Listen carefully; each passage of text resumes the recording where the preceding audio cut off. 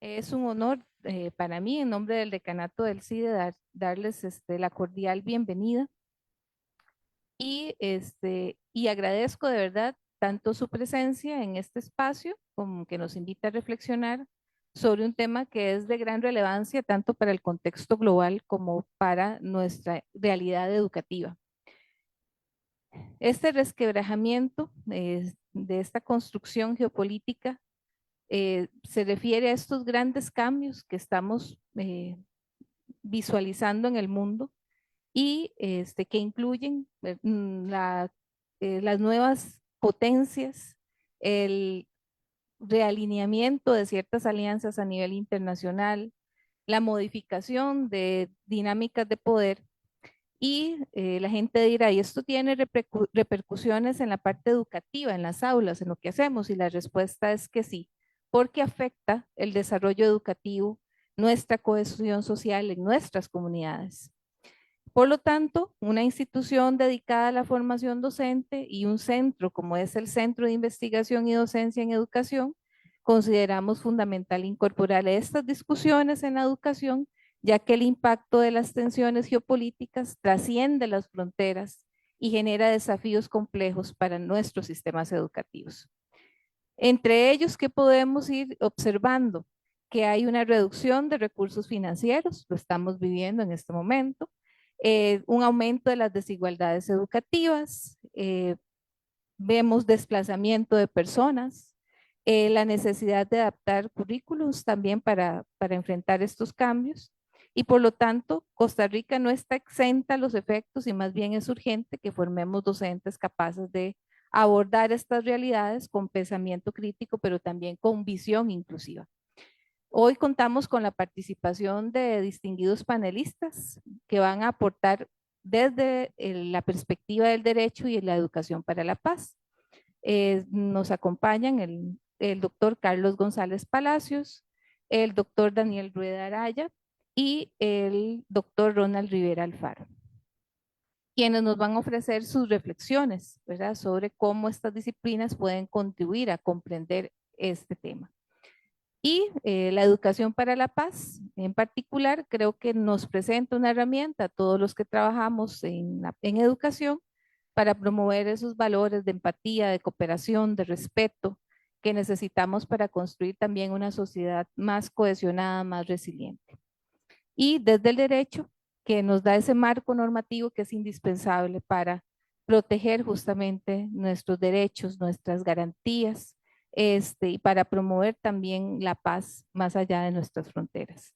Y esta combinación, derecho y educación, nos puede ayudar a enfrentar esos desafíos que estamos ya empezando a vivir, a los que a los que nos vamos a enfrentar dentro de poco y dentro de este contexto tan cambiante. Eh, para cerrar, quisiera hacer un llamado al trabajo colaborativo desde diferentes ópticas disciplinarias como las que tenemos hoy acá, porque solo a través de esa acción conjunta entre disciplinas, entre áreas del conocimiento, podemos construir un entorno educativo y social capaz de resistir las tensiones y los desafíos del futuro. Y los invito y las invito a todas las personas aquí presentes y a quienes nos escuchan a participar activamente en este diálogo que estoy segura que va a enriquecer nuestra comprensión y nos permitirá avanzar hacia una sociedad más justa, pacífica, próspera.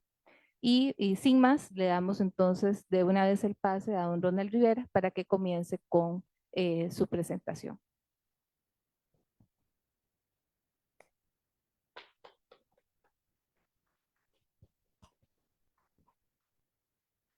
Muchas gracias a la señora vicedecana del CIDE, Susana Jiménez, doctora, muy agradecido por sus palabras de introducción, y a los compañeros de la mesa, estudiantes, profesores y personas que nos siguen por las diferentes plataformas. Eh, He estructurado una breve disertación sobre el tema de la geopolítica latinoamericana o de integración a partir del concepto de Estado vivo.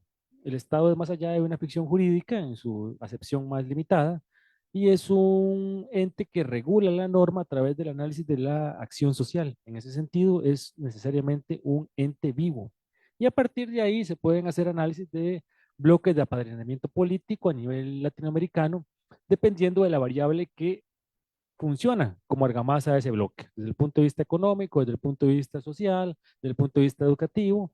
Hay diferentes formas de hacer vínculos estratégicos de vinculación política bilateral o multilateral en términos de lo que se conoce como ese regionalismo latinoamericano. En ese sentido, es interesante fundamentar que la base filosófica histórica que ha permitido esta integración desde América Latina tiene una base del ideario bolivariano, la famosa patria grande a partir de la disertación de la Carta Jamaica en 1815, pero también se ha nutrido con otras perspectivas filosóficas como por ejemplo Paulo Freire o el peruano Gustavo Gutiérrez, así como el mexicano Leopoldo se han establecido líneas de visión, de integración, de cohesión latinoamericanas a partir de una filosofía cultural que vincula este nacionalismo regional que se establece en un proceso de un imaginario sustentado principalmente en una patria de perspectiva socialista. De ahí que el análisis que confronta esta perspectiva histórica de configuración de unidades estatales a partir de este principio de una patria grande, robusta, nuestra, se puede plantear desde la perspectiva de la geopolítica como rama auxiliar de las relaciones internacionales o desde la educación para la paz. Y aquí es donde viene el elemento interesante, porque a final del siglo XX se puede establecer que a partir de la fundamentación paradigmática del auge del desarrollismo, se han construido bloques de apadrinamiento, por ejemplo,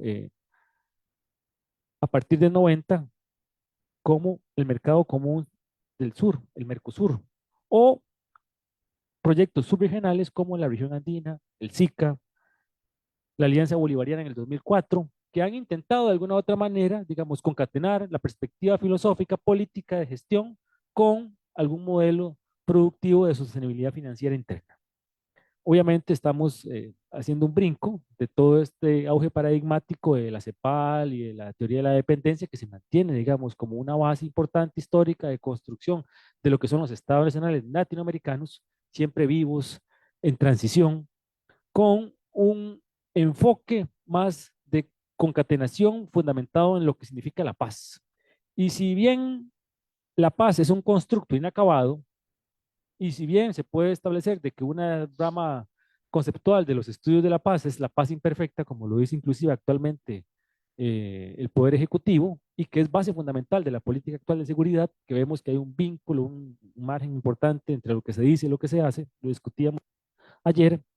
La educación para la paz viene desarrollándose en los últimos 30 años desde acuerdos muy generales, por ejemplo, los acuerdos de Montreal y Viena en el año 93, en La Haya, al llamamiento a la Declaración de Acciones para una Cultura de Paz, o el año 2000, que fue declarado el Año Internacional para una Cultura de Paz, junto con todo el decenio por la UNESCO, establecen justamente un desafío importante, y es que la paz tiene una área pragmática material fundamental, que es la educación. Sin educación no hay paz, porque la educación permite no solo reconocer todos los demás derechos, la exigibilidad de ellos, la tutelaje y la promoción, sino también la vinculación de la educación política como ese elemento que potencia las capacidades del ser humano por conseguir una mejor condición de vida.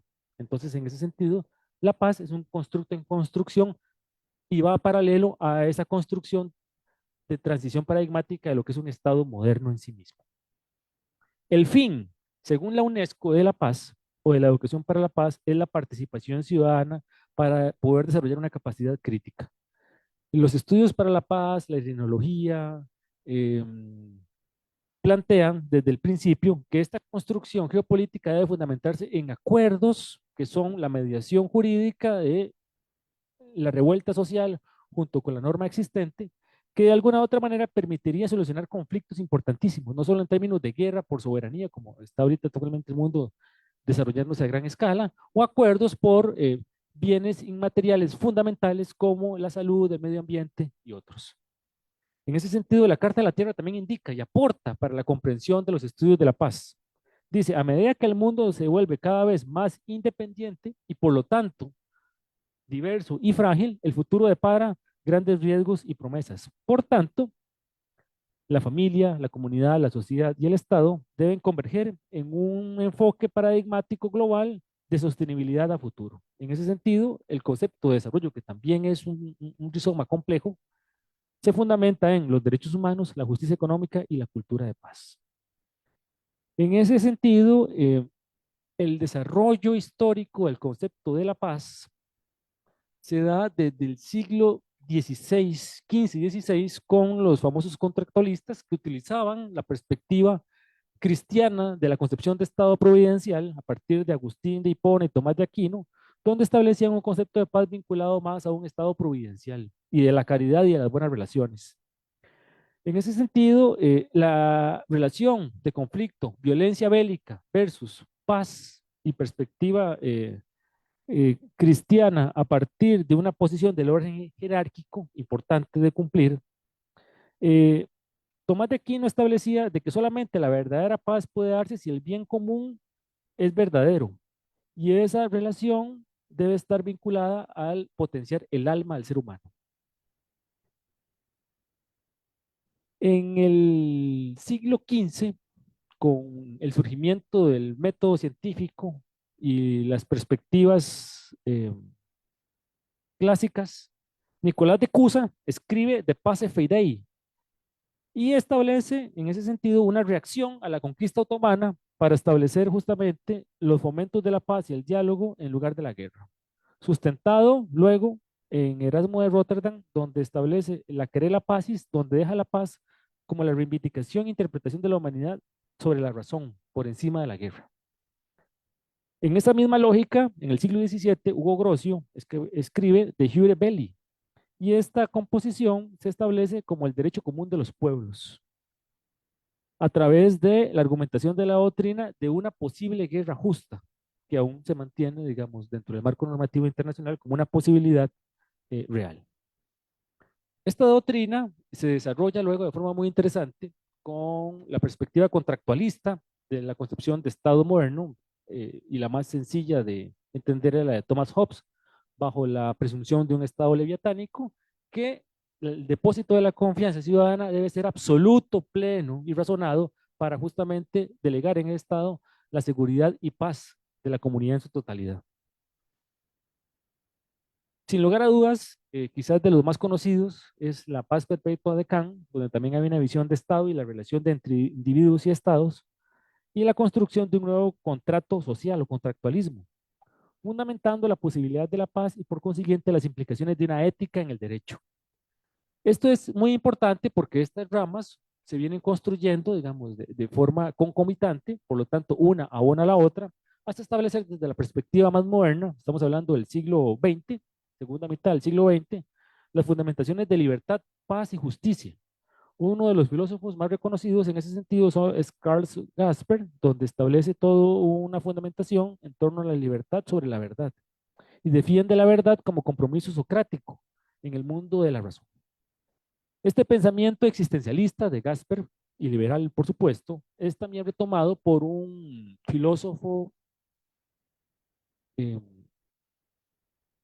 creo que inglés, Jeremy Bentham, importantísimo, de las mentes más brillantes del siglo XX, donde establece la introducción a los principios de la moral y la legislación.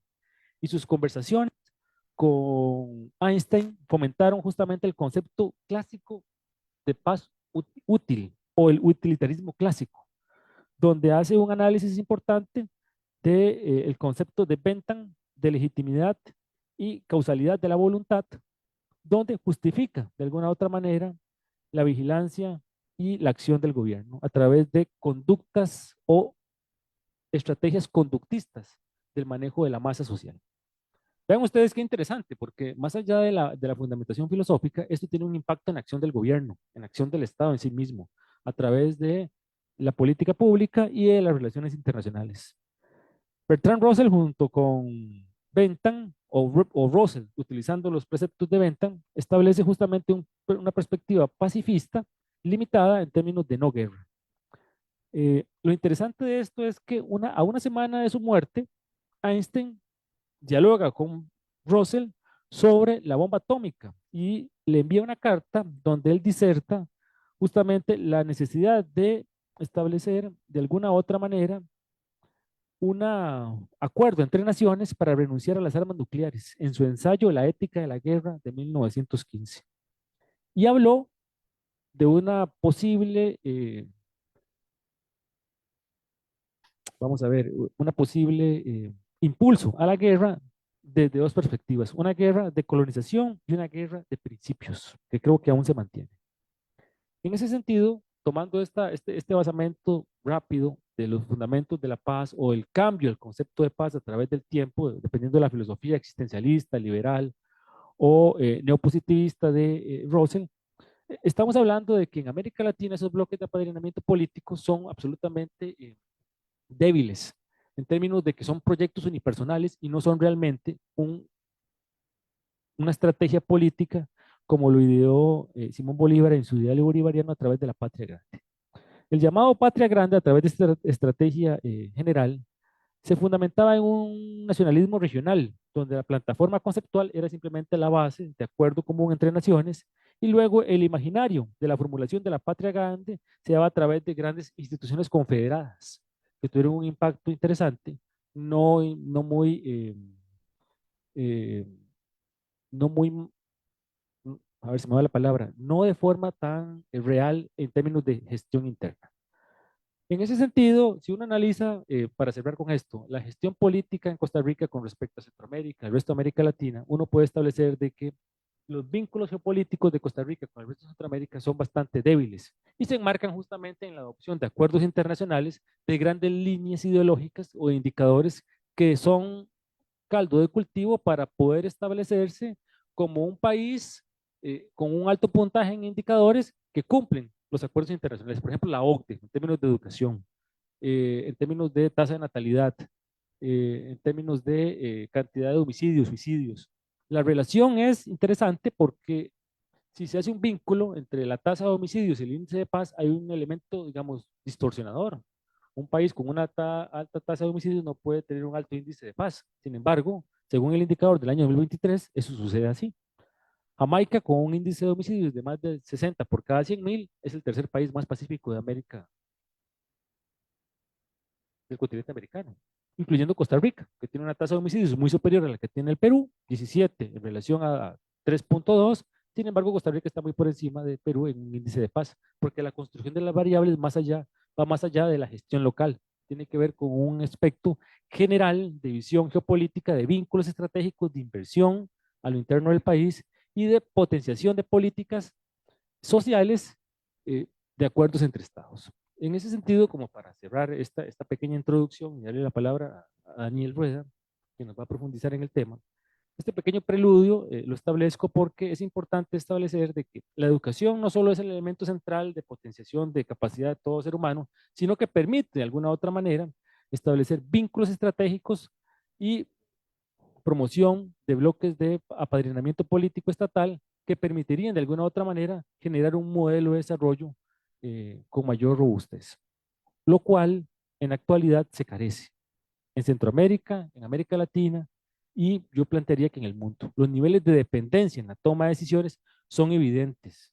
Los apoyos a la guerra o las críticas a la guerra están absolutamente mediados por esa dependencia en la toma de decisiones y esa limitación del concepto de libertad, entendiendo que el Estado es un ente vivo, es una construcción social, histórica, que efectivamente, media jurídicamente, está siendo totalmente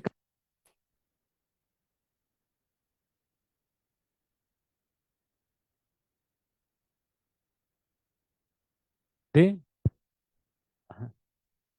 de dependencia política.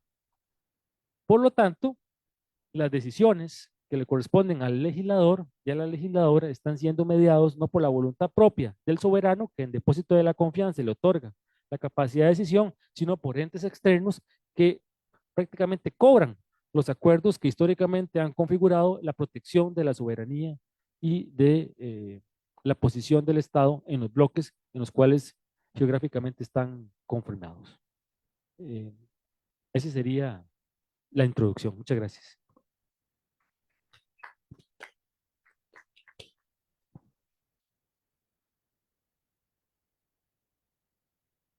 Buenos días.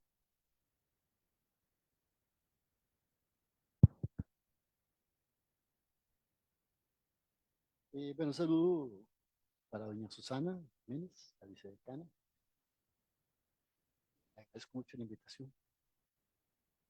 Y para todos ustedes, esperando que se encuentren muy bien. En el marco de esta mesa redonda, para analizar el desquebrajamiento de la geopolítica occidental, empezó a hacer una pequeña reflexión sobre algunos tópicos de la política que podemos observar en los países centroamericanos. Imagino que todos sabemos qué es geopolítica. Con el perdón de ustedes, voy a hacer una pequeñita definición. Una definición, digamos, básica. Geopolítica es el estudio de cómo la geografía, tanto como humana, afecta a la política y las relaciones internacionales. Geografía física se refiere al espacio territorial del país. Eso incluye los mares, los ríos, la tierra, la llanura, las montañas. Y la geografía humana se refiere a la gente y a su capacidad de agencia en el espacio territorial. Es decir, a la gente y su acción en el espacio territorial. Veamos un ejemplo de cómo se puede problematizar. Veamos un ejemplo de cómo se puede problematizar un fenómeno en la geopolítica mundial. No occidental, sino en este caso mundial. No me voy a referir a marcos teóricos, sino más bien a cuestiones empíricas. En un artículo que leí hace como un mes en la prensa nacional, el señor Gordon Brown, quien fuera primer ministro del Reino Unido, y no es porque sea primer ministro, sino más bien porque es el presidente de una fundación muy importante a nivel mundial que se llama Education Cannot Wait, o sea, la educación no puede esperar, y que actúa mucho en África y en Asia. Pues este señor decía que aproximadamente 500 millones de niños y adolescentes, ve bien la cifra, 500 millones de niños y adolescentes en todo el mundo viven atrapados en zonas de conflicto. Se trata de personas que sufren las consecuencias del desplazamiento por guerra. Y también que se ven muchas veces obligados a migrar porque en sus regiones, en sus países, sufren sequías tremendas que les impiden entonces obtener los elementos básicos necesarios para la vida. Decía Gordon Brown que todo esto pone en grave riesgo el derecho de estas personas a la educación, esencialmente a la educación. La preocupación de él es la educación. Estamos hablando entonces de 500 millones de niños y adolescentes que son ignorados por el mundo. ¿Por qué? Porque simplemente a nadie le interesa sobre las necesidades de estas personas y menos de sus demandas educativas. Tal y como ustedes pueden considerar, este es un fenómeno propio de la geopolítica mundial. Es un problema que involucra a la educación por causa de la migración y es un problema que relaciona la guerra, el cambio climático y la migración que afecta a las relaciones internacionales entre los países. Damos otro ejemplo más de Occidente. Hace una semana leí una entrevista en la prensa nacional. Se trataba de la señora Catarina Botero. Ella es una exrelatora especial para la libertad de expresión de la Corte Interamericana de Derechos Humanos. Ella aseguraba que en América Latina se observa una ola de gobiernos autoritarios, además de otros gobiernos que muestran evidentes tendencias a caer en el autoritarismo. Decía que los gobiernos que presentan, más bien, decía que los gobiernos que tienen estas condiciones presentan varias características comunes. Por ejemplo, se dedican a desacreditar los medios de comunicación, atacan el sistema judicial, buscan disminuir o eliminar órganos de control de los frenos y contrapesos, y se burlan, marginan y excluyen a la oposición política. Y sin decir nada de la educación, son gobiernos que no apuestan por la educación. ¿Por qué? ¿Por qué no apuestan por la educación? Porque significa tener gente pensante y no les interesa que la gente piense. Según Botero, entre más corrupto sea un gobierno, más autoritario es. Y a la inversa, en los países donde existen más controles y se respeta la libertad de expresión, los gobiernos funcionan en marcos de democracias más sólidas. Tomando en consideración esto último, es importante reconocer que en algunos países centroamericanos ha venido cambiando la percepción de los ciudadanos hacia la democracia. Y este cambio no es para bien, sino es para mal. Con la finalidad de construir el ejemplo, voy a analizar la indiferencia de la ciudadanía hacia la democracia. Y en conclusión veremos, en las conclusiones veremos esas relaciones que se establecen con la geopolítica. ¿Cómo se define la actitud de indiferencia? Podemos decir que es un fenómeno que se manifiesta cuando los ciudadanos muestran apatía o desinterés hacia los procesos democráticos. No se interesan por las elecciones, no les interesa la participación cívica, ni muestran respeto por las instituciones democráticas. Para analizar estas realidades, me voy a basar en datos de la Corporación Latinobarómetro. Esta es una organización que aplica una encuesta cada 2 y a veces cada 3 años en América Latina. Según el Latinobarómetro, entre los años 2020 y 2023, la percepción de la democracia en Centroamérica viene mostrando signos de deterioro y presenta claras tendencias hacia el autoritarismo y el populismo. Ello trae las nefastas consecuencias de la polarización social. Es ampliamente conocido que la estrategia que utilizan los líderes populistas es dividir a la sociedad en ciertos temas sensibles. Consiste en crear una oposición social, unos otros contra ellos. Y esto significa exacerbar la polarización, poner a pelear a la gente, que es lo que hemos estado viendo recientemente en Costa Rica. Muchas personas peleando en las redes sociales. Vemos algunos datos sobre las condiciones democráticas en Centroamérica. Por ejemplo, Honduras. Un 41% de la población encuestada por Latinobarómetro que manifiesta que no les importa si el gobierno es democrático o no. Esto coloca al país hondureño en un escenario favorable al autoritarismo. Más aún, si se toma en cuenta el aumento que se viene dando en el apoyo al autoritarismo. Pues creció de un 10% en el 2020 al 12% en el 2023. Costa Rica, por ejemplo. Costa Rica ha sido considerada históricamente como una democracia muy sólida. Sin embargo, en los últimos 3 años se ha venido observando un declive significativo. Desde 2020, el apoyo a la democracia ha disminuido 11 puntos porcentuales. Esto es mucho. 11 puntos porcentuales en Costa Rica es demasiado, de acuerdo con las encuestas del Latinobarómetro. La indiferencia al tipo de régimen aumentó y se presenta un incremento en el apoyo al autoritarismo. En el 2020 la gente decía en Costa Rica, el 11% de la gente de Costa Rica decía que estaría dispuesta a apoyar a un líder autoritario. En el 2023 esto aumentó al 16%. Entonces estamos viendo que mientras que la democracia baja de un 67 a un 56%, según las personas encuestadas, el autoritarismo aumenta de un 11% a un 16%. El Salvador es uno de los países más preocupantes. Hemos visto que el presidente Bukele, quien tiene una popularidad récord, realmente récord, ha venido implementando políticas autoritarias que violan los derechos humanos. Ahora El Salvador se clasifica como una electrodictadura, es decir, una dictadura que se mantiene con base en elecciones aparentemente libres y que cuenta con el apoyo del sistema judicial y también cuenta con el apoyo de las fuerzas militares.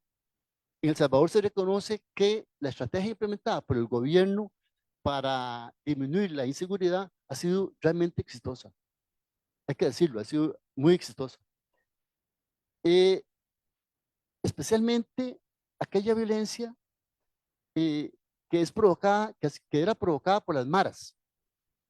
Pero en este proceso salvadoreño se han denunciado múltiples abusos, muchos abusos. Nicaragua es otro ejemplo de lo que es una electrodictadura, muy consolidada, por cierto. El régimen de Ortega ha desmantelado completamente todas las instituciones democráticas, especialmente aquellas relacionadas con el Estado de Derecho. Por tales razones, Nicaragua ha sido excluida de diferentes organismos internacionales y hoy día se encuentra en una especie de aislamiento político. Entonces, así podemos ver que en Centroamérica, que en estos países, por un lado, la democracia ha venido disminuyendo. sea, la percepción hacia la democracia ha venido disminuyendo. Y por otro lado, la percepción hacia el autoritarismo ha venido aumentando. ¿Por qué pasa esto? Según el mismo Latino Barómetro, en Centroamérica ha venido disminuyendo significativamente la confianza en las instituciones democráticas. Es decir, por ejemplo, los parlamentos, los partidos políticos, los tribunales electorales han venido perdiendo importancia en Centroamérica. En 2020 solamente el 30% de los centroamericanos encuestados confiaban en el parlamento. En el 2023 esto cayó al 25%. La satisfacción con la democracia también ha disminuido. En el 2020 el 40% de los centroamericanos encuestados se declaraba en cada uno de sus países satisfecho con la democracia. Para el 2023 el 35% aumentó al 35%, o sea, disminuyó del 40% al 35% la satisfacción con la democracia. ¿Qué pasa con la confianza en el Poder Judicial? En el 2020, el 30% de los centroamericanos confiaban en el Poder Judicial. El 30% ya es bajo. En el 2023 disminuyó al 25%. Además, pareciera que la ciudadanía centroamericana percibe una creciente ineficiencia y corrupción en los sistemas judiciales. La participación electoral, de hecho, lo vivimos en cada elección, es un indicador de salud democrática, por un lado, pero por otro, según los encuestados centroamericanos, en el 2020 su participación en elecciones fue del 60%. En el 23 se redujo el 55%. ¿Por qué ocurre esto? Según Latino Barómetro también, una persistente desigualdad económica en la región ha llevado a la ciudadanía a sentir que la democracia no está mejorando sus vidas. Esto es realmente grave, pero es una realidad. La gente no está contenta con la democracia. La gente siente que la democracia le falla.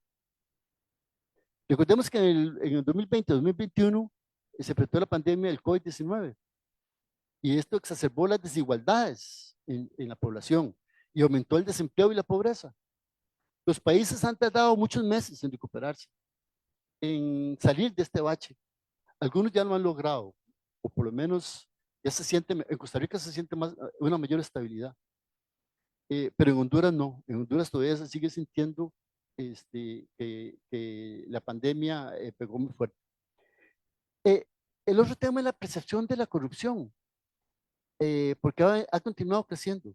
El 2020 el 60% de los centroamericanos consideraba que la corrupción era un problema muy grave. En el 23, esta percepción aumentó al 65%, es decir, aumentó 5 puntos. No hay ninguna duda que el crimen organizado en la región también se ha incrementado. En el 2020, el 50% de los encuestados consideraba el narcotráfico como una de las principales amenazas para la seguridad. Esto aumentó al 55% en el 2023. La percepción general es que el narcotráfico se ha infiltrado en diversas instituciones, incluyendo el Poder Judicial.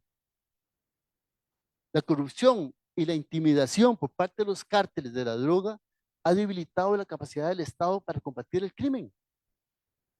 Por otro lado, se observa una ineficacia judicial. La gente se queja de la lentitud y la ineficiencia de los sistemas judiciales para resolver casos importantes y que son mediáticos. Esto ha contribuido a la desconfianza. La gente ha empezado a desconfiar cada vez más del Poder Judicial. Persiste una percepción de impunidad. La gente cree que los criminales y los corruptos no enfrentan consecuencias reales, lo cual ha venido aumentando la frustración y el desencanto de los ciudadanos en los sistemas judiciales de Centroamérica. ¿Cuáles son los efectos que sufren los países por la indiferencia de la ciudadanía hacia la democracia? Uno, el debilitamiento de las instituciones. La falta de confianza y participación puede debilitar las instituciones democráticas, haciéndolas cada vez menos efectivas y más susceptibles a la corrupción y al abuso de poder. Dos, el aumento del populismo. La apatía democrática puede abrir la puerta a líderes populistas que prometen soluciones fáciles y rápidas, que muchas veces no cumplen lo que prometen y a menudo terminan socavando los principios democráticos de los países. 3, la inestabilidad política. La falta de compromiso con la democracia puede llevar a mayor inestabilidad política y generar protestas y conflictos sociales cada vez más frecuentes. Y 4, el debilitamiento del Estado de Derecho. Esto es lo que a mí particularmente más me preocupa. La falta de confianza en el Poder Judicial y otras instituciones, como por ejemplo los tribunales supremos electorales, debilita el Estado de Derecho, haciendo más difícil la lucha contra el crimen y la corrupción. ¿Qué se puede hacer para combatir esto? Una alternativa consistiría en trabajar algunos desafíos que pueden ser ideas bastante trilladas, porque la verdad es que de esto se habla cada rato, pero siguen siendo necesarias. Por ejemplo, fortalecer la educación cívica, educando a las personas desde sus primeros años escolares sobre la importancia de la democracia y cómo se puede participar activamente en ella. Es urgente combatir la corrupción. Esto se dice fácil, pero realmente es difícil. Crear leyes más fuertes. Hemos visto en Costa Rica lo que cuesta crear una ley y entre más fuerte, más difícil es. Profesionalizar los cuerpos policiales. Usted me diría, ¿cuáles cuerpos? ¿Cuáles cuerpos policiales? Cada vez en Costa Rica hay un problema grande porque el Ministerio de Seguridad exige más policías y el mismo ministro no pelea para que le den los recursos necesarios, presupuestarios suficientes para que se puedan contratar a esos policías. Aumentar la transparencia del gobierno. Por ejemplo, promover la inclusión económica, reducir la desigualdad. ¿Cómo? Mejorando salarios, ofrecer más oportunidades de capacitación laboral. Esto en Costa Rica es un problema. Tenemos que en Costa Rica los empleados públicos ya tienen 5 años de no recibir aumentos. Y aquí estamos hablando de mejorar los salarios. Entonces ustedes me dirán, ¿sí, ¿por qué es eso? ¿Verdad? ¿A qué se refiere realmente? Es importante disminuir la deserción escolar. Es muy importante disminuir que ha venido creciendo en Costa Rica. Ampliar la matrícula universitaria y las becas. Ahora que las universidades están peleando por un FES, por un mejor FES, por un FES que reconozca al menos la inflación perdida de los 3 años anteriores,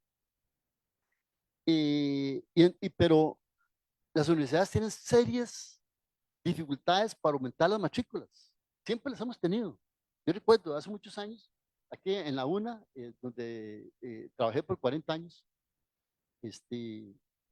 42 años, y año con año el pleito era el mismo.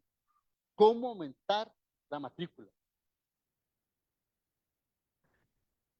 Se trata de asegurar que los beneficios de la democracia lleguen por igual a todas las personas, para que la gente deje de ver, vaya disminuyendo esa indiferencia hacia la democracia. En las condiciones actuales políticas en Costa Rica y en general en Centroamérica, a mí me parece improbable proponer reformas estructurales profundas. Es sumamente complicado. Que además, cuando eso sucede, se presta para muchas cosas en la Asamblea, ¿verdad? Para incluir, digamos, leyes que no necesariamente favorecen la democracia. En Costa Rica se escuchan voces que demandan un nuevo pacto social y esto es importante. El pacto social costarricense ya tiene 70 años, 75 años. Es un pacto social. ¿Verdad? Alguna gente dice, mire, hay que renovar este pacto. Sin embargo, pareciera que no se cuenta, esta idea no cuenta con las condiciones mínimas pertinentes para elaborarlo, para proponerlo, para discutirlo. Más bien, yo creo en los cambios graduales, contextuales, que puedan ser conducidos de una manera más pragmática. Por ejemplo, favorecer la gobernanza local en los municipios. Esto puede favorecer y ampliar la participación política de la gente. Y hay que hacer un trabajo importante. Donald ha venido haciendo un trabajo importante en la municipalidad de Santa Bárbara, creando condiciones para que las personas de Santa Bárbara pues, participen más en las discusiones municipales que tienen que ver con la paz y la seguridad y también con la educación. Y es importante llevar a cabo reformas en el sistema político y el sistema judicial, pero siendo pilares sensibles, esto demanda mucha viabilidad política que no existe. Y entonces, la vía siempre es proponer pequeñas modificaciones que pueden tener una mayor oportunidad de ser discutidas en los parlamentos.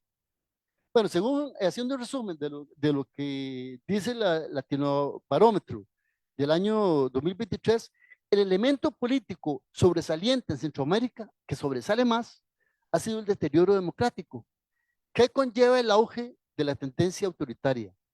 Y lo más novedoso en este 2023, según el Latino Barómetro, ha sido la creciente indiferencia hacia la democracia y la tendencia hacia la consolidación de las electrodictaduras. Un elemento que se me estaba olvidando cuando estaba escribiendo esto es que en Centroamérica en los últimos 3 años ha venido creciendo la intención de emigrar. La gente quiere irse. Sí, la gente quiere salir corriendo. Es una realidad. Esta actitud no es un efecto directo de las condiciones políticas. Esta actitud es más bien una combinación de diferentes factores económicos y sociales, por supuesto que también políticos. Y es un fenómeno que no solo refleja la crisis interna de cada país, sino que impacta directamente las relaciones internacionales y las políticas migratorias en la región, especialmente si lo vemos, la gente que vive en Estados Unidos, pues impacta las políticas migratorias de los Estados Unidos.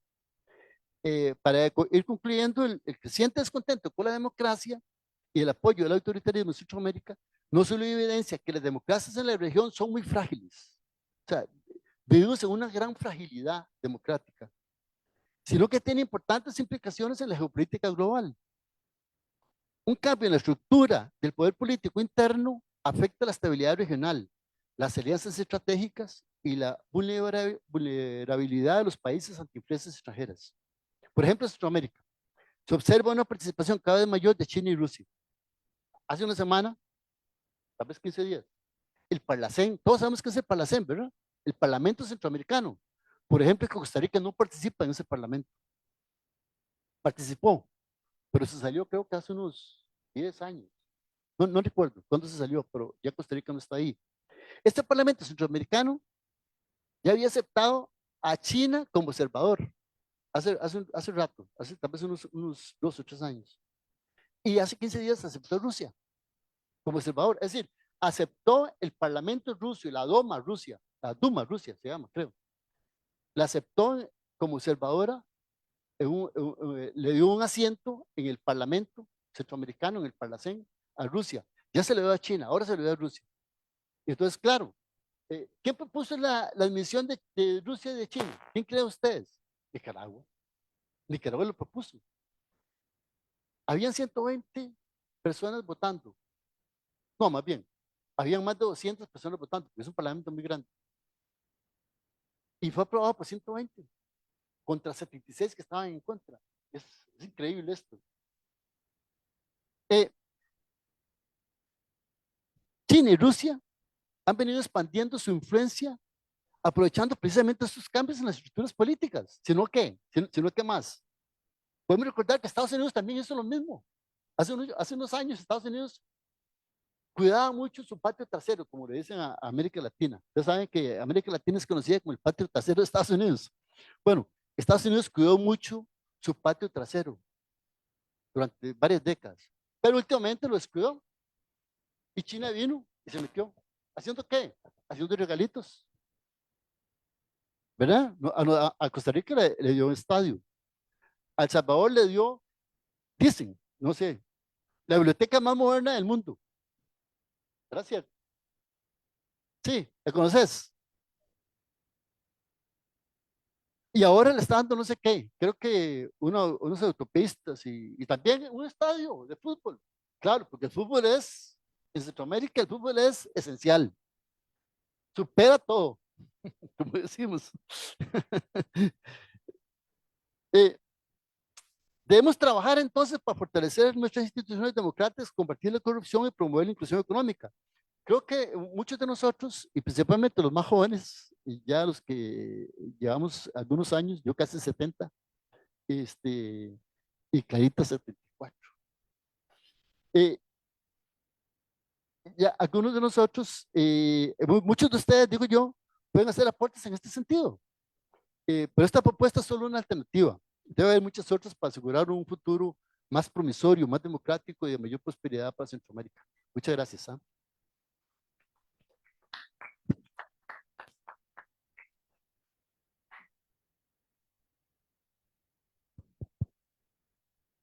Primero que nada, agradecer nuevamente a mi colega Ronald Rivera, saludar a la vicedecana Susana Jiménez, manifestar mi saludo, como siempre mi gratitud al profesor, ex vicerrector de investigación Daniel Rueda, con quien me da gusto compartir mesa en esta mañana, y por supuesto agradecerles a todos los presentes en esta mañana de viernes, que veo que en la Universidad Nacional el viernes es poco concurrido, ¿no? En nuestro caso en Perú son los lunes, son poco concurridos.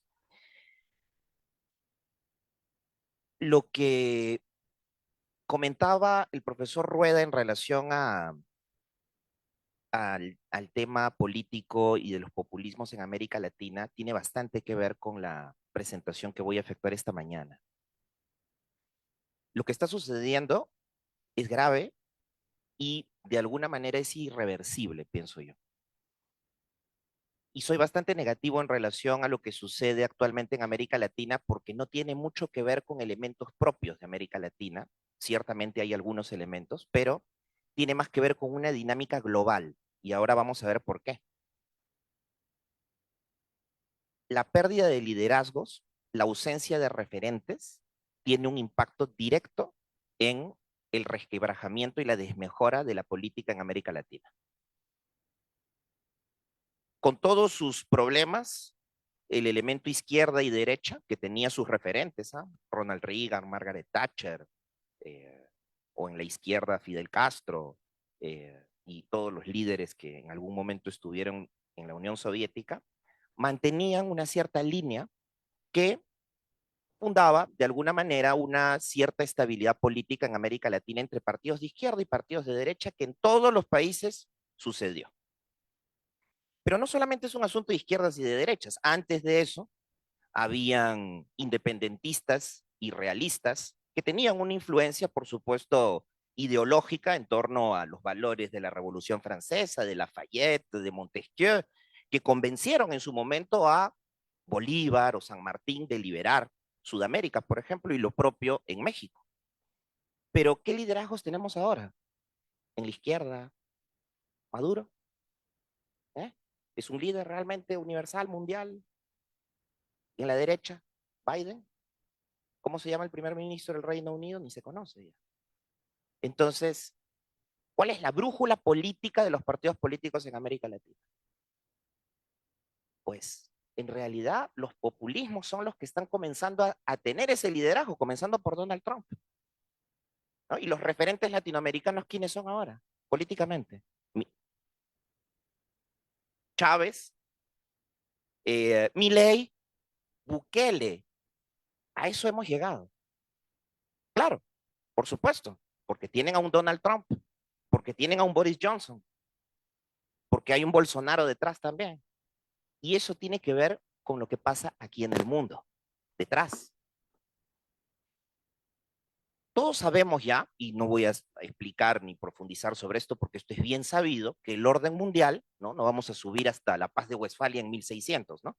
El orden mundial, después de la Segunda Guerra Mundial, se forma en la ONU en torno a los vencedores de la Segunda Guerra Mundial, y ahí tenemos a los 5 miembros del Consejo de Seguridad que se reparten un poco el poder en el mundo. Por un lado, Estados Unidos, Francia y el Reino Unido, ¿m? Y por el otro lado, ahora Rusia, ¿no? Ex Unión Soviética y China. Pero ese orden mundial no ha estado desprovisto de cuestionamientos. Entre guerras frías, no alineados también, no hay que olvidarse de los no alineados, ¿no? Con Soekarno en Indonesia, con Nasser en Egipto, ¿no? Que era una suerte de movimiento que intentaba crear una tercera vía al lado de el occidente capitalista y la Unión Soviética y el grupo comunista. Cae el muro de Berlín, Fukuyama nos dice es el fin de la historia, todo se acabó, triunfa el occidente, triunfa el capitalismo, pero eso no es tan cierto. A pesar de que se haya consolidado muy fuertemente la OTAN, la Unión Europea, la Commonwealth de la mano de los ingleses, la OEA también, a pesar de que incluso se hayan integrado no solamente intereses a través de estas organizaciones internacionales, sino que se hayan integrado valores de la mano de derechos humanos que tienen un fuerte componente de valor occidental, sin haber consultado a diferentes otras regiones del mundo. Y esto nosotros no lo vemos tanto porque estamos encerrados en un continente muy alejado de lo que sucede en el resto del mundo. Fíjense la distancia que hay entre Sudamérica y África. ¿Qué noticias conocemos de África? Muy poco. Y del otro lado tenemos a Asia y lo mismo. Entonces, nuestros referentes son netamente occidentales. Consumimos productos occidentales, nuestro derecho, nuestro sistema jurídico es netamente occidental. Prácticamente todo lo que aprendemos en el sustrato esencial es occidental. Y aparte de eso, existe un elemento muy importante, es que nos creemos occidentales. Y eso no es tan cierto desde Europa o desde Estados Unidos. No es tan cierto. Porque si nosotros efectuásemos una conferencia como esta en Alemania y decimos que en América Latina somos occidentales, nos van a decir que no somos occidentales. Pero tenemos los mismos valores judeocristianos, pero tenemos un idioma que es europeo, pero tenemos apellidos que son... Sí, pero no es lo mismo. Eso yo lo he vivido en laboratorios de investigación, en derecho y en ciencias políticas, en el primer nivel en Francia. América Latina no es occidental para ellos. A lo sumo, podríamos decir que somos occidentalizados, ¿no? Y aquí, por ejemplo, ¿no? Este es un mapa sobre las religiones, ¿no? Que coincide muy bien con la visión que nosotros podríamos tener, ¿no? De similitudes con América del Norte, Europa y Australia. Pero este mapa sale, por ejemplo, de un centro de investigación europeo y ustedes ven el color diferente que hay al norte del sur. Somos occidentalizados.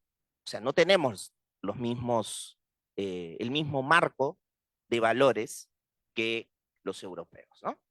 ¿Y esto en qué tiene influencia? Tiene una influencia importantísima en lo que vamos a comentar. Porque de parte de quienes ejercen el liderazgo, ha existido, en Occidente me refiero, ha existido un tremendo descuido a nivel económico, comercial, diplomático, político, con respecto a los países que podrían ser sus aliados. Si nosotros tenemos que hacer cuentas hoy día de entre el campo de los 5 miembros del Consejo de Seguridad, que dicho sea de paso son 5 países que tienen gran población, bomba atómica, política relativamente estable, gran población, gran territorio, nos vamos a dar cuenta que de estos, en América Latina, aliados de Estados Unidos y de Europa, verdaderos aliados en este momento, Panamá, Argentina ahora con Milei, que acaba de suscribir un contrato, un convenio militar bastante poderoso, hasta que dure Milei, por supuesto. Pero del lado de China y Rusia, lo decía anteriormente el profesor Rueda, ¿no? Nicaragua, Venezuela, El Salvador, Cuba, evidentemente, y sobre todo Brasil. Brasil es una pieza fundamental aquí. Y es una pieza fundamental porque aquí viene la estrategia de Rusia y de China. Rusia y China, claro, tienen 2 votos en el Consejo de Seguridad, no son mayoría. Tienen problemas cada uno en su propio país, ¿no? Con respecto a diferentes coyunturas que no son las mismas de Occidente. Pero todos saben que hace una década, un poco más, se funda el BRICS. El BRICS es una organización internacional que tiene un objetivo clarísimo, que se ha evocado en la última conferencia internacional que se hizo del BRICS en Johannesburgo en enero del 2024. Cambiar el orden mundial. Cambiar el orden mundial. Y eso pasa por la creación de una moneda propia, y eso pasa también por la creación de vínculos comerciales distintos que no pasen por los hegemones occidentales habituales. El BRICS, como ustedes lo pueden ver aquí, y aquí se podría ver mejor, aquí se podría ver un poco mejor, el BRICS tiene, entre otros objetivos, el cambio del centro de gravedad comercial mundial. En algún momento, el Mediterráneo era el lugar de intercambio por excelencia. ¿Mm? El nuevo Mediterráneo podría ser el Pacífico. Y el Pacífico implica rutas comerciales. Ustedes ya todos saben que China estuvo tratando de buscar en Nicaragua, ¿no? Un paso hacia el otro lado del mar, hacia el Atlántico. No lo logró por múltiples razones. Pero China, para poder hacer funcionar correctamente su BRICS, ¿no? BRICS, Brasil, Rusia, India, China y Sudáfrica, ¿no? Sudáfrica que está un poco más ahí para una suerte de diversidad más que por potencia económica realmente, ¿no? Para poder ligar a la B de Brasil con la C de China, yo necesito un camino comercial que sea muchísimo más eficiente que el que existe actualmente. Y eso, si no puede pasar por Centroamérica, tiene que pasar por otro lugar. Y aquí viene un elemento muy importante de mi país. Esto está en boga tremendamente. Todos los días hay noticias sobre eso, en conferencias, una por semana sobre esa situación. La construcción del puerto más grande de Latinoamérica se está efectuando a 1 hora al norte de Lima. El puerto de Chancay, que se va a inaugurar en diciembre de este año. El presidente de China se va a desplazar para la inauguración del puerto de Chancay. Y eso va a generar un cambio de la ruta comercial, que va a cambiar el paradigma del comercio. Hoy día, los barcos salen de China, llegan a el puerto de la Ensenada y hacen cabotaje y van alimentando a los diferentes puertos hasta Valparaíso. Hoy día, o a partir del próximo año, lo que va a suceder es que los barcos van a venir al puerto de Chancay y desde aquí va a haber cabotaje hacia los diferentes puertos del mundo. ¿Por qué esto es importantísimo para China? Porque eso no solamente le va a permitir a China mejorar su ruta comercial con alguien a quien quieren hacer su aliado, que es Perú, sino sobre todo acercarse a través de una ruta comercial que ya existe, que es la carretera interamericana, hacia Brasil. ¿Se da cuenta? Entonces, esos elementos han generado en Perú y en Estados Unidos una suerte de cambio en las relaciones que existen. Estados Unidos, este año, ha estado muy preocupado al inicio del año con la situación de China, porque ese puerto que va a existir ahí, obviamente, que va a implicar no solamente un flujo comercial, sino también una influencia desde el punto de vista militar y cultural. Por supuesto. Un elemento muy preocupante es que el puerto es construido por los chinos, en un consorcio chino-peruano, y se ha convertido en una suerte de enclave del derecho chino que impone sus condiciones, con un buen salario ciertamente, pero que impone sus condiciones laborales a los trabajadores. Lo cual, ya ustedes se imaginarán cuántas horas de empleo eso significa y el trato. Hay videos donde se muestra a los jefes en una situación de trato totalmente inaceptable para cualquiera de nosotros. Y eso es lo más peligroso. El cambio de valores que podría generar un cambio del centro de gravedad desde Occidente hacia China-Rusia, en caso suceda el escenario de cambio paradigmático. Entonces, ¿qué cosa ha hecho Estados Unidos ahí? Porque los estadounidenses no es que sean tampoco de no reaccionar. Claro, para Estados Unidos es demasiado tarde competir con un puerto igual al de Chancay y además no tiene ningún interés para ellos ahí, poner una pieza de ajedrez. Entonces, fíjense, ¿eh? Un país que tiene un interés no tan importante dentro de la geopolítica se ha transformado en una pieza de ajedrez esencial. Porque puede ser el punto de entrada de los chinos a Sudamérica, o sea, al patio trasero. Nadie, por más que sea mi patio trasero, yo no quiero que el vecino ponga las manos o los pies ahí. Estados Unidos ha prometido al Perú, eso es un acto unilateral que en derecho internacional significa ya un valor muy similar al de un tratado internacional, ha prometido, ha hecho la promesa de un puerto espacial en el norte del Perú, aquí, en la ciudad de Piura, muy cerca de la línea ecuatorial, muy cerca de la línea ecuatorial, un puerto espacial antes del 2030. ¿Para qué? Para pesar sobre la influencia que podría tener China dentro de la región. Entonces, lo que se está viendo ahí es una disputa sobre la influencia en un país de mediano interés a nivel regional. Pero no es lo único que existe a nivel mundial. Nosotros tenemos que ver un poco más allá. Cómo se está moviendo China y cómo se está moviendo Rusia, y al contrario, cómo está desmejorando sus relaciones diplomáticas Estados Unidos y la Unión Europea, que fueron muy fuertes en algún momento. En Medio Oriente, entre Irán y Arabia Saudita, aquí había un conflicto histórico fuertísimo, de años, que nadie podía resolver. Los mediadores para la resolución de ese conflicto, con todo lo que eso significa, dinero, diplomáticos permanentemente trabajando en el tema, convencer a los iraníes no crean que es fácil, y a los saudíes tampoco, fueron los chinos. Y hace 1 año y medio se firma un tratado de solución de controversias entre saudíes e iraníes. ¿Cómo se piensa ampliar el BRICS? Interesante ver eso, ¿no? El BRICS son solamente algunos países, pero no, y conferencia de Johannesburgo, se menciona a los países hacia los cuales se puede ampliar. Irán, ¿no? Un aliado en la guerra en Palestina, que ahora conversaremos. Arabia Saudita, justamente. Egipto, ¿no? Irán, Arabia Saudita, Egipto. Puntos de paso importantísimos. Y líderes en relación a las materias primas. Pero eso no es todo. Etiopía, lugar de paso también. Si ustedes lo ven aquí, son lugares estratégicos.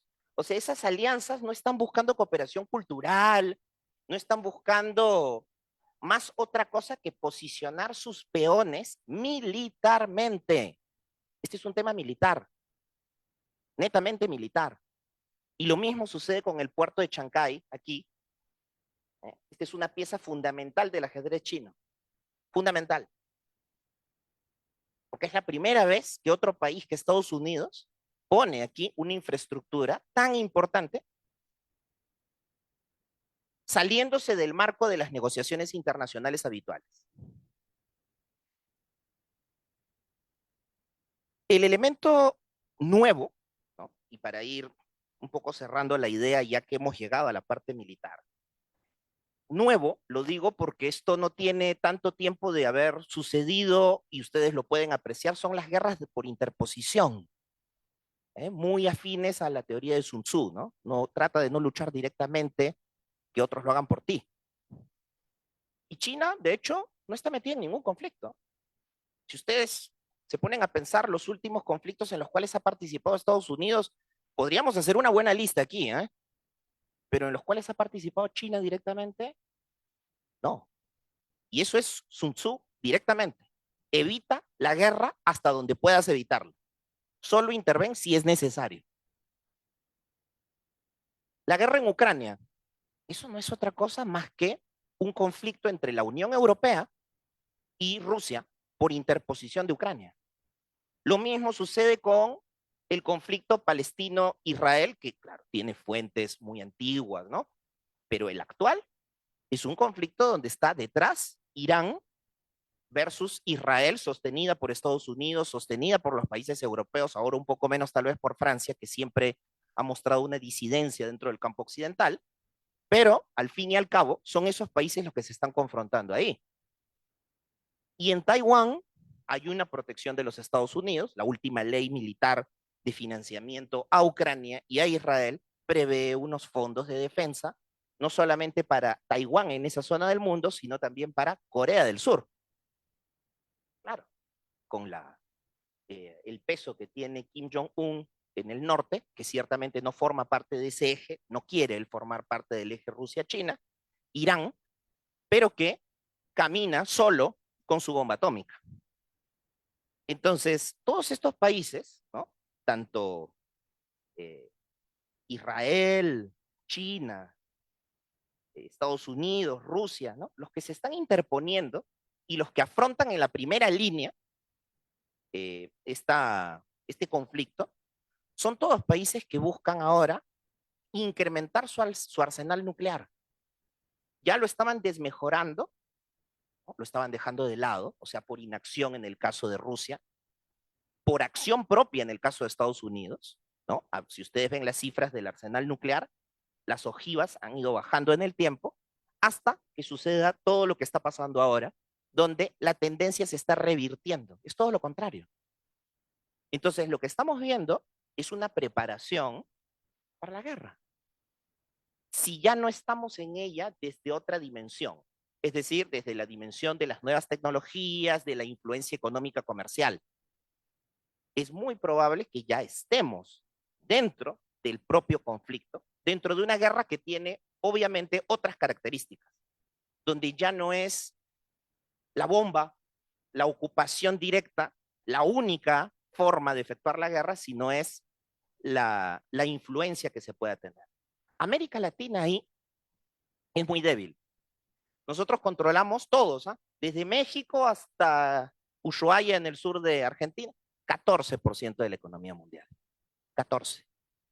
Y no tenemos a ningún, ni Lula da Silva, ni López Obrador, a ningún referente mundial de categoría, ¿no? Porque no se puede decir que Milei o Bukele lo son, ¿no? Entonces, no tenemos un mecanismo real de defensa. Y esa es la realidad. Me gustaría decir otra cosa, pero no es así. Nosotros entonces, dentro tanto de nuestros valores como de nuestra situación actual desde el punto de vista de defensa, solo podemos estar detrás de Occidente, porque es lo que conviene a la continuidad de los valores del sistema formativo, del derecho laboral, de lo que tenemos ahora.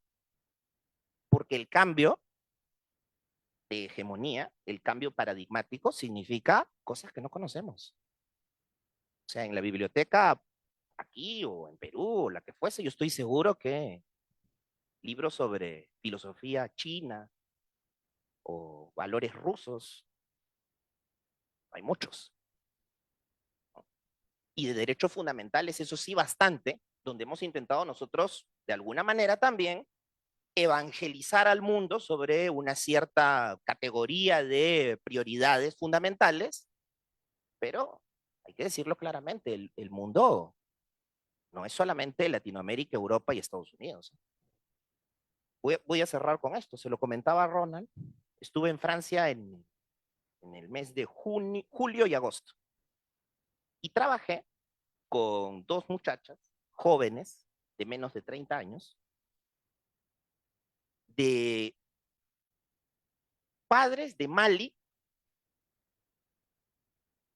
con velo, con licencia de conducir, trabajaban, por supuesto. Entonces, muy interesante.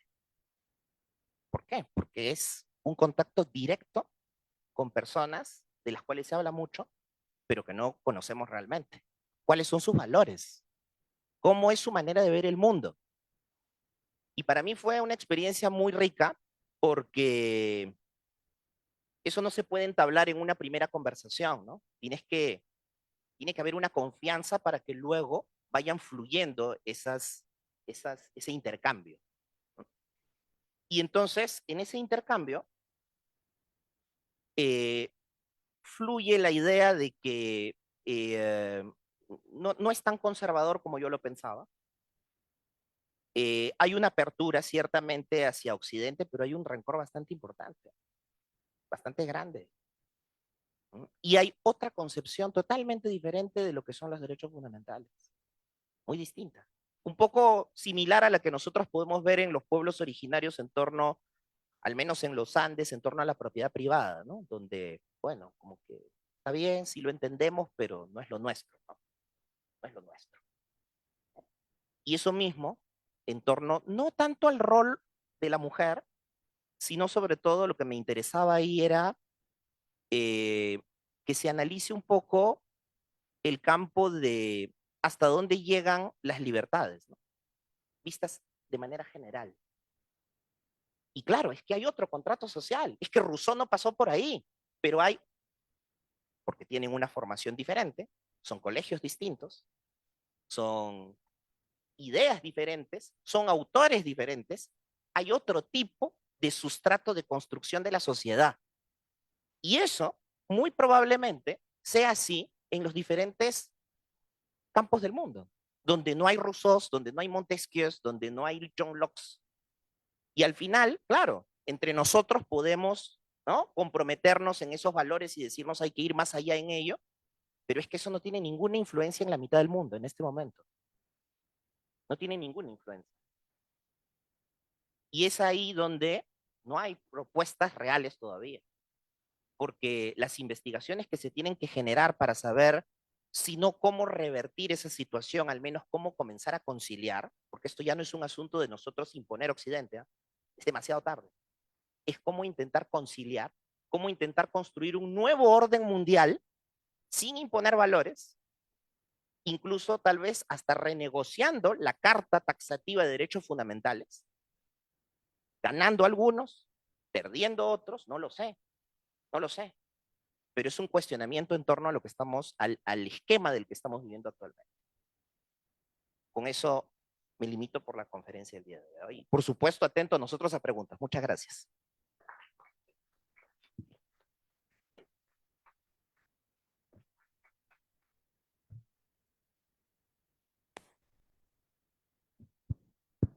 Ya resucitamos este. Muy bien. Entonces, miren, como estamos transmitiendo y solo tenemos una cámara, entonces si quieren hacer comentarios y demás, sí les pediríamos, ¿verdad?, que se puedan acercar a la mesa principal para preguntas, comentarios, etcétera. Si quieren salir en cámara y si no, con solo el micrófono, y ahí se va a escuchar la voz. Entonces, damos un espacio para algunas preguntas o comentarios para quienes gusten.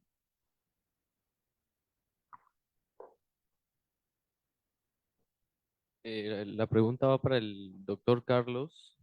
Mencionó que parece que Occidente y los países occidentalizados nos hemos dormido en esta suerte de burbuja ideológica en la que pensamos, ¿verdad?, que el orden mundial funciona en base a nuestros valores y nos hemos dado cuenta que al parecer la mitad o inclusive se podría decir más de la mitad del mundo no se rige bajo estos valores. Y mencionó algo interesante que era la negociación. Entonces, la pregunta es, estaríamos frente a una negociación de tratar de encontrar un punto medio, ¿verdad?, en que tengamos que ceder nuestros valores, nuestros derechos en una negociación para que el nuevo orden mundial no arrase con todo, tratar de rescatar lo que podamos, ya que es muy tarde. Nos encontramos en una situación así, más o menos.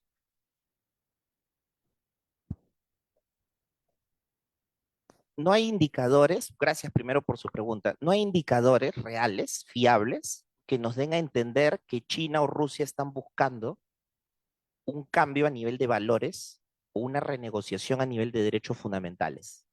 No hay, no existe eso, sino es solamente la interpretación del hecho de que en interno, tanto Rusia como China no están adquiriendo los mismos elementos de valores que nosotros inoculamos dentro de esa universalidad de derechos fundamentales. Ellos no le están interiorizando, sino que más bien desde el lado chino se comprometen, por ejemplo, con las metodologías comerciales que existen en Occidente, pero hacia el interior no existe eso.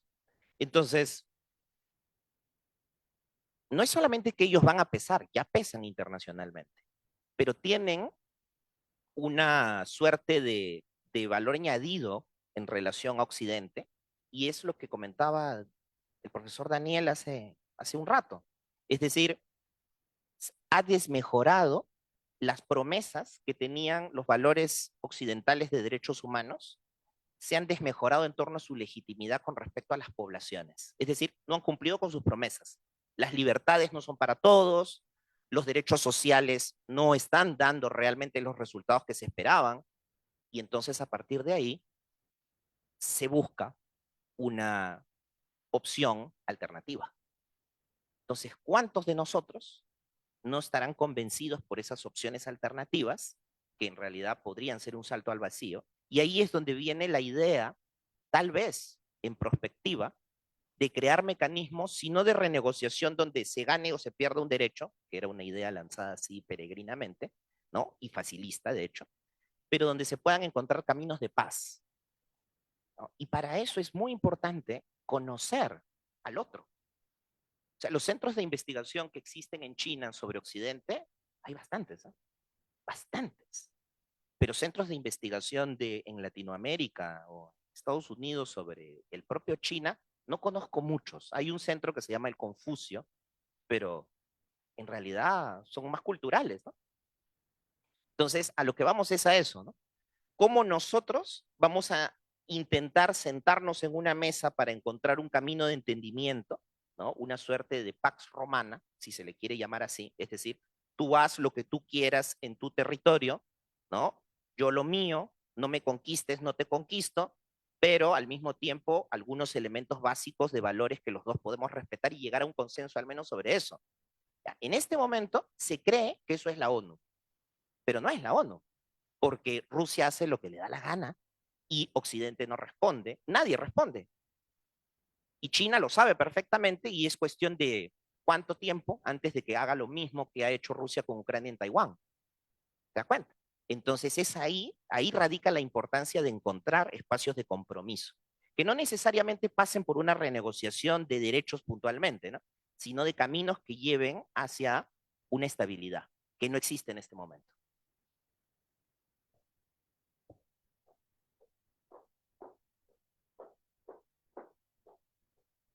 Bueno, buenas tardes, don Daniel, don Carlos y el profesor Ronald. Me hace, me hace mella lo que usted dice, ¿verdad? Porque eso es eminente que estamos ante una guerra, no como la Guerra Fría, tal vez no como la primera, no como la segunda. Como usted mismo lo decía, ¿verdad? Ahora es en tecnología. No podemos negar que Rusia y China tienen total influencia en nuestros países centroamericanos. Es muy curioso porque, como usted mismo lo decía, los valores no se aplican para ellos, se aplican para nosotros, nuestros valores. En Costa Rica ha ocurrido casos de personas asiáticas, ¿verdad?, que tienen tiendas y maltratan a los trabajadores, que hasta los han golpeado, ¿verdad? Entonces, ellos están aquí, firman tratados, pero no los aplican para ellos, ni para las personas que trabajan con ellos, ¿verdad? O sea, una explotación. Me preocupa mucho el caso de Rusia con Nicaragua, que está a la par de nosotros, porque nosotros somos un país sin ejército desde 1948 y ellos se están armando. Y nosotros, sí, muy lindo, nosotros practicamos la libertad, la democracia, como decía el señor Daniel, ¿verdad? Pero estamos totalmente desprovistos de ninguno, como usted decía. Estados Unidos no nos defiende porque ellos también en sus tratados de paz, en la OTAN, en la ONU, siempre salimos perdiendo los que menos tenemos o los que somos menos, ¿verdad? Como Costa Rica, como Guatemala, como Honduras, ¿verdad? El Salvador no, porque El Salvador ya tiene otra proyección de lo que es su vida. Él es militarmente un país político, entonces ellos se defienden, como dice usted. Pero nosotros hemos quedado desprovistos. Es cierto lo que usted dice, ¿verdad? Todas son políticas occidentales, pero nosotros estamos totalmente desprovistos. Y estamos en medio de países muy fuertes, como lo decía, que es Nicaragua, ¿verdad?, que es nuestro homólogo, pero siempre ha querido conquistar. Entonces, ¿cómo nos vamos a defender en un futuro? ¿Cómo? Como se dice, si no hacemos investigaciones, si solo creemos lo que nos dicen las noticias y ni esas vemos, ha crecido mucho el populismo. Yo siento que por eso llegó Hugo Chávez al gobierno en Venezuela, llegó Daniel Ortega, que sus elecciones han sido fraudulentas, ¿verdad? Pero ¿cómo defender? Si estamos manos arriba. Como le digo, somos un país que practicamos la democracia, que practicamos la paz, que defendemos los valores, que, apoyamos, que respetamos los valores del otro. Entonces, pero la influencia aquí es dramática de lo que es China en Costa Rica, no podemos decir que no. Su cultura, sus valores, es muy curioso. Aunque digamos que no estamos totalmente metidos en esa cultura. Tal vez no la de Rusia, porque no llega tanto a nosotros, pero sí la de China. Entonces, ¿cómo combatimos eso? Como dice usted, hay valores que no se negocian, que vamos a tener que ceder en algún momento. ¿Cómo lo cedemos? ¿Cómo avanzamos sin morir en el intento o sin desfallecer?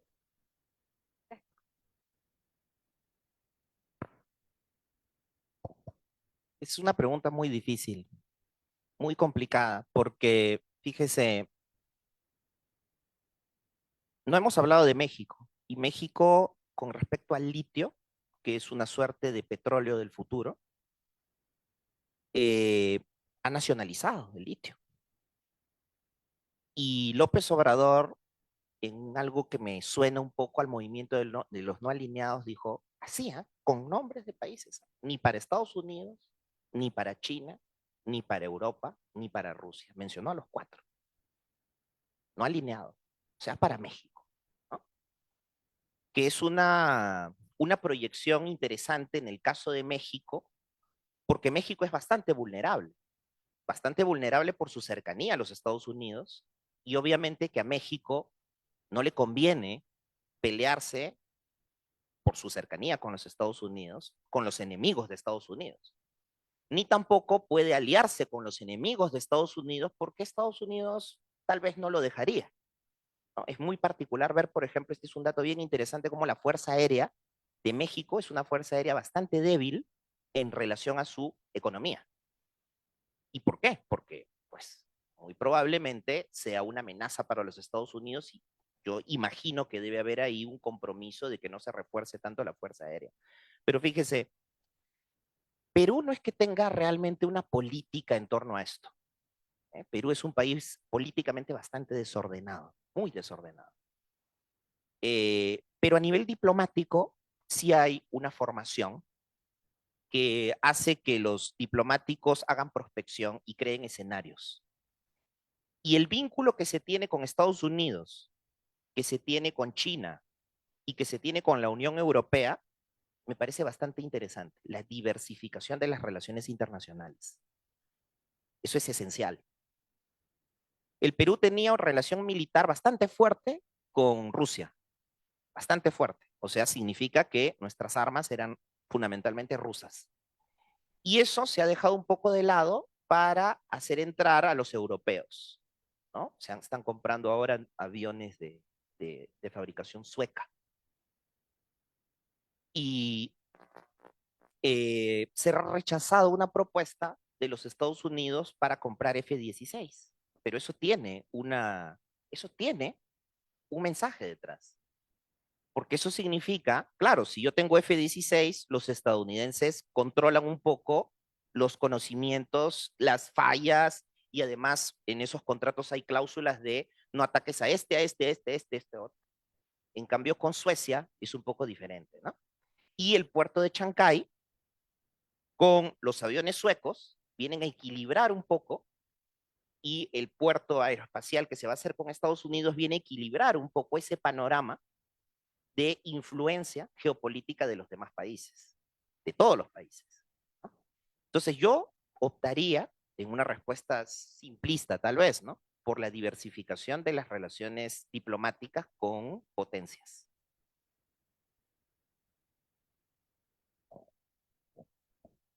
Sí, solo un minuto nada más, digamos. Porque el sustrato de las discusiones versa sobre el ejercicio del poder. Y es tentador caer en el análisis del ejercicio del poder basado solamente en las relaciones políticas o diplomáticas. Es decir, es caer en un formalismo donde simplemente es el eterno retorno nichano. Volvemos a preguntar, ¿quién es el hegemón? ¿Qué estrategia comercial utiliza? ¿Cómo delego valores? Es una pregunta que para mí es inadmisible porque es falsa en principio. ¿Que hablamos de valores estéticos o valores útiles o valores formales o cognitivos, culturales? ¿De qué tipo de valor hablamos? Es decir, hay una limitación del concepto que para mí es, digamos, eh, inadmisible en principio porque no calza dentro de la lógica instrumental de las relaciones diplomáticas. El valor es el dominio en el ejercicio del poder y por lo tanto hay el análisis de la hegemonía mundial. Y si caemos en las mismas categorías para hacerles análisis de esos bloques de apadrinamiento político, pues es muy sencillo. China es ¿cuántas veces más grande que Costa Rica? Entonces, ¿para qué preguntamos lo que ya se sabe? No sé si, no sé si digamos, la respuesta es tosca, pero es que creo que la universidad permite hacerse esos desquebrajamientos, ¿verdad? Digamos, em, la revuelta ciudadana está dentro del ejercicio de la geopolítica mundial. La revuelta ciudadana permite de alguna u otra manera cambiar rutas políticas. Costa Rica ha sido un país de dictadores, de golpes de Estado, ajusticiamientos, pero hoy somos un país de paz. Entonces, pues no analizamos los valores de Kamakiri, de Pablo Presbere, de Kubujuki, no los analizamos, ¿verdad? Porque caemos en la lógica instrumental del ejercicio de las relaciones internacionales basada solamente en nos plegamos en valores como los escritos de Guamán Pomar Ayala, los escritos de los análisis de la conquista española y los procesos de colonización. Hasta en la pregunta estamos colonizados.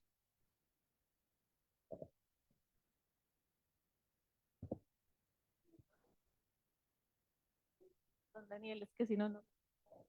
Sin entrar a analizar los cambios tecnológicos tan profundos que están habiendo, principalmente en el campo de la informática, de la química, de la biotecnología, de la robótica. Acérquese un poquito más. Que eso es una guerra actualmente sin parangón, ¿verdad? Es decir, es una guerra entre por ejemplo, con los vehículos eléctricos, China, Europa, Estados Unidos. Estados Unidos acaba recién, será hace un mes, que le impuso un 100%, un 100% de impuesto a los vehículos eléctricos chinos. Un 100%. Entonces, si cuesta 10 pesos, tiene que pagar 20. Europa, reciente, hace tal vez 10 días, le impuso un impuesto escalonado a los tipos de vehículos. Según contribuyeron las casas motrices de estos vehículos a aclarar ante la Comisión Europea las formas como se producen los vehículos y también aclarar los tipos de subsidios y etcétera que tienen en China. Entonces, por ejemplo, a unos vehículos les puso un 30%, a unos un 40% y así sucesivamente, a otros un 19%. Son creo que el BYD, el más famoso en Costa Rica, que Don Ronald tiene uno, por cierto, que anda rajando ahí con el carrito. eh, eh, eh, a esta marca, BYD, creo que le puso, que fue la más beneficiada, le puso creo que un 19% de impuesto. La robótica está ahora en estos momentos, es el tema número uno de discusión en el mundo de la tecnología. Entonces, básicamente solamente hay dos actores, solo hay dos. Europa está fuera, Rusia está fuera, eso es China y Estados Unidos. Y Estados Unidos aparentemente está perdiendo esta guerra, ¿verdad? La está perdiendo por kilómetros. Sin embargo, bueno, todos sabemos la capacidad industrial y de innovación y tecnológica que tienen los Estados Unidos. Entonces no es de extrañar que de un momento a otro esas fuerzas se van a equiparar, ¿verdad? Eh, pero en estos momentos es sorprendente lo que sucedió hace unos días en Israel, hace ¿qué? Mes y medio, 2 meses, cuando los israelitas lograron activar ¿cómo se llamaban aquellos aparatitos que estábamos? Los beepers. Los beepers los activaron y los convirtieron en bombas, ¿verdad? La persona que usaba el beeper, tú sabes que, que las personas allá en Gaza dejaron de utilizar teléfonos porque era muy fácil localizarlos, ¿verdad? Y entonces empezaron a usar beeper, porque con el beeper nada más recibían el mensaje, ¿verdad? Y entonces llamaban por teléfono público y entonces enviaban el mensaje al otro beeper del compañero y así estaban. Y ellos lograron, dicen que con la ayuda de Suecia, ¿verdad? Porque Suecia fue el que, Suecia, ya no sé, un país de estos, fue el que les dio los beepers a los gazatíes, gazatíes, ¿se dice, Carlos? A los gazatíes, y entonces lograron los israelitas, la inteligencia israelita, ¿verdad? Eso es un asunto de puramente inteligencia tecnológica. Lograron identificar cómo activar esos beepers y hacerlos explotar. Y entonces, eh, no sé cuántas personas murieron en eso, ¿verdad? Pero para que veamos el nivel de la tecnología, hasta dónde está llegando, ¿verdad? Hasta dónde está llegando. Y entonces ahora hay drones que son capaces de destruir una ciudad. Hay drones, no uno, porque mandan cientos de drones. Esos drones iraníes que Rusia está utilizando, porque Irán y Rusia tienen un pacto comercial y militar, y Irán está cediendo drones a Rusia. ¿Por qué se sabe? Bueno, porque muchos de estos drones han sido derribados por Ucrania y Ucrania los identificó como drones iraníes. En fin, eh, la tecnología está ganando un pulso acá, un pulso muy, muy importante y por supuesto que Latinoamérica está completamente perdida, está atrás del palo, como decían los chiquillos, está, no tiene conocimiento alguno de este tipo de innovaciones y estamos fuera del juego, ¿verdad? Estamos muy fuera del juego, aquí solo somos consumidores, eso sí somos, consumidores de tecnología, ¿verdad? Cada uno tenemos nuestra tablet, nuestras computadoras, nuestros teléfonos, pero nada más. Bueno, yo quisiera terminar esta actividad. La Universidad Nacional, el CONARE, particularmente el CIDE, suscribimos el Pacto por la Educación. El próximo jueves 17 de octubre es el último día que tiene la Comisión de Asuntos Hacendarios de la Asamblea Legislativa para pronunciarse respecto al presupuesto de educación y al diferendo que hay en relación con el FES.